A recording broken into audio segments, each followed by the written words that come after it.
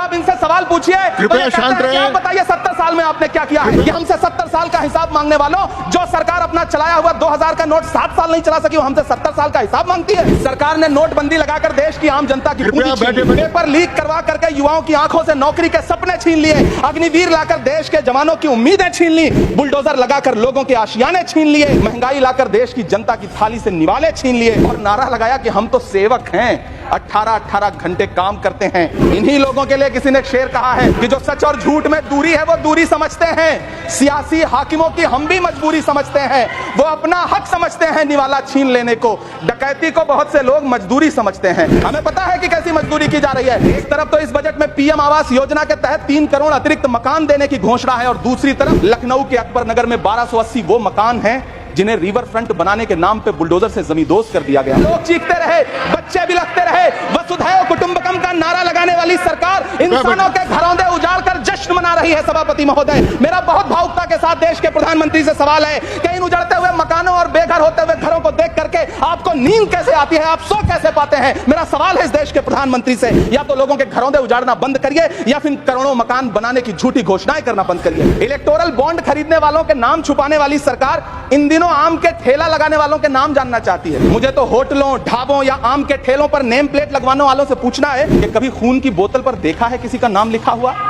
मुझे पूछना है कि क्या कोरोना के दौरान अपनी उखड़ती हुई सांसों के लिए ऑक्सीजन तलाशने वाले किसी इंसान ने ऑक्सीजन लाने वाले किसी इंसान से पूछा था कि ऑक्सीजन लाने वाला इंसान है? अपने शीश महलों में बैठे हुए सरकार के सांसद और मंत्री कह रहे हैं कि महंगाई कम हो रही है। संसद की कैंटीन से बाहर निकल करके एक चाय का कप खरीदिए, तब समझ में आएगा कि महंगाई कम हो रही है या बढ़ रही है। किसी एक दिन अपनी किसी मजदूर की तरह अपनी दिन भर की दिहाड़ी लेकर के बाजार जाइए और अपने बच्चों के लिए राशन खरीदिए, तब पता चलेगा कि महंगाई कम हो रही है या नहीं हो रही है। यहाँ बैठ करके बड़ी बड़ी बातें करना आसान है। ये चूनर धानी धानी भूल जाते, ये पुरवा की रवानी भूल जाते, जो आकर 4 दिन गांव में रहते तो सारी लंतरानी भूल जाते।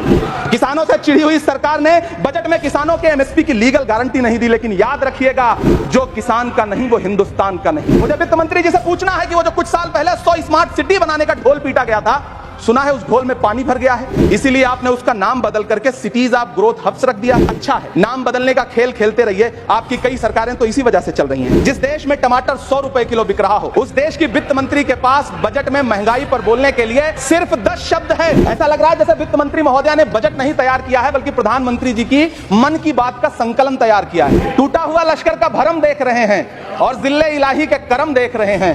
ताकत का नशा अक्ल पे हावी है तुम्हारी, तुम देख ना पाओगे जो हम देख रहे हैं। 83 मिनट 71 बार थपथपाई गई मेज, 14,417 शब्दों का बजट भाषण, और उस बजट में अपने लिए राहत तलाशती मिडिल क्लास की हैरत ज़दा आंखें। इस सरकार को पढ़े लिखे लोगों से दिक्कत है सभापति महोदय, इसीलिए इस सरकार ने यूजीसी का बजट 66% कम कर दिया है। वित्त मंत्री महोदया ने इस बजट में महंगाई पर सिर्फ 10 शब्द बोला है। डीजल, पेट्रोल, आटा, चावल, दाल, सब्जी की महंगाई का तो कोई जिक्र ही नहीं। सावन चल रहा है तो प्याज और लहसुन का दाम पूछना तो शायद पाप होगा। मैंने तो यह भी सुना है कि वित्त मंत्री जी जो चीज खुद नहीं खाती हैं, उसके दाम से उनका कोई लेना देना नहीं होता। लेकिन इस बार बजट पेश करने के लिए पार्लियामेंट आने से पहले वित्त मंत्री जी ने दही और चीनी खाई थी। अब तो उनसे यह पूछा जा ही सकता है कि उन्हें दही, दूध और चीनी का रेट तो इन दिनों पता ही होगा। क्या उसे सस्ता करवाएंगी या नहीं सस्ता करवाएंगी? अगर पता है तो कृपया सस्ता करवाइए, क्योंकि इसी चीनी ने अमेठी में एक मंत्री महोदया का राजनीतिक कैरियर कड़वा कर दिया। इस बजट बैसाखी पर टिकी हुई सरकार का कुर्सी बचाओ बजट है। इस बजट में राज्यों के साथ, किसानों के साथ, नौजवानों के साथ, महिलाओं के साथ, देश के मिडिल क्लास के साथ अन्याय किया गया है, और इस अन्याय का खामियाजा आपको महाराष्ट्र, हरियाणा और झारखंड के चुनाव में भुगतना पड़ेगा। इलेक्टोरल बॉन्ड खरीदने वालों के नाम छुपाने वाली सरकार इन दिनों आम के ठेला लगाने वालों के नाम जानना चाहती है। मुझे तो होटलों, ढाबों या आम के ठेलों पर नेम प्लेट लगवाने वालों से पूछना है कि कभी खून की बोतल पर देखा है किसी का नाम लिखा हुआ? मुझे पूछना है कि क्या कोरोना के दौरान अपनी उखड़ती हुई सांसों के लिए ऑक्सीजन तलाशने वाले किसी इंसान ने ऑक्सीजन लाने वाले किसी इंसान से पूछा था कि ऑक्सीजन लाने वाला इंसान है?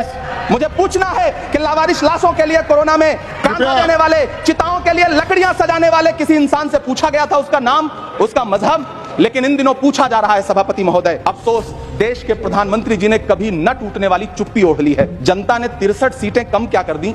ये सरकार तो अमृतकाल का नाम लेना ही भूल गई। ये भूल गई है अमृतकाल को, ये भूल गई है मनरेगा को, ये भूल गई है मौलाना आजाद नेशनल फेलोशिप को, ये भूल गई है मणिपुर को, ये भूल गई है महाराष्ट्र को। प्रधानमंत्री जी तो महाराष्ट्र से बदला लेने पर उतर आए। अब तो शायद उन्हें याद भी ना हो यवतमाल का वो दाभड़ी गांव जहां 20 मार्च 2014 को वो किसानों के साथ चाय पर चर्चा करने गए थे और उनकी किस्मत बदलने के सपने दिखाए थे।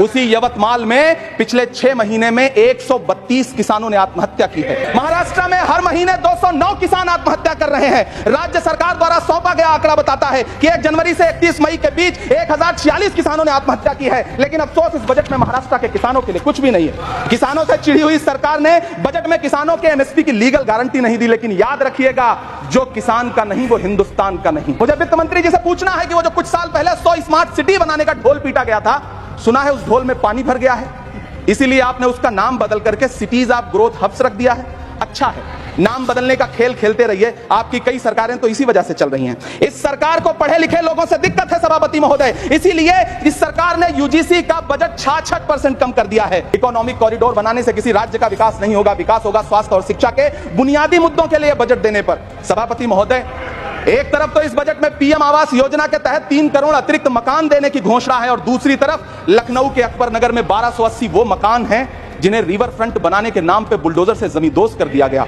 सभापति महोदय, लोग चीखते रहे, बच्चे बिलखते रहे, वसुधैव कुटुंबकम का नारा लगाने वाली सरकार इंसानों के घरौंदे उजाड़ कर जश्न मना रही है। सभापति महोदय, मेरा बहुत भावुकता के साथ देश के प्रधानमंत्री से सवाल है कि इन उजड़ते हुए मकानों और बेघर होते हुए घरों को देख करके आपको नींद कैसे आती है, आप सो कैसे पाते हैं? मेरा सवाल है इस देश के प्रधानमंत्री से, या तो लोगों के घरौंदे उजाड़ना बंद करिए या फिर करोड़ों मकान बनाने की झूठी घोषणाएं करना बंद करिए। यह बजट झूठ का पुलिंदा है। यह बजट आपके पिछले साल के बजट का कट कॉपी पेस्ट है। यह बजट हमारे चुनावी घोषणा पत्र की नकल करने की एक बेईमान कोशिश है। लेकिन कहावत है ना कि नकल के लिए भी अकल चाहिए। मेरे हाथ में एक तरफ न्याय पत्र है जो हमारा है और दूसरी तरफ अन्याय पत्र है जो आपका है। इस सरकार को आलोचना सुनने की आदत नहीं है सभापति महोदय।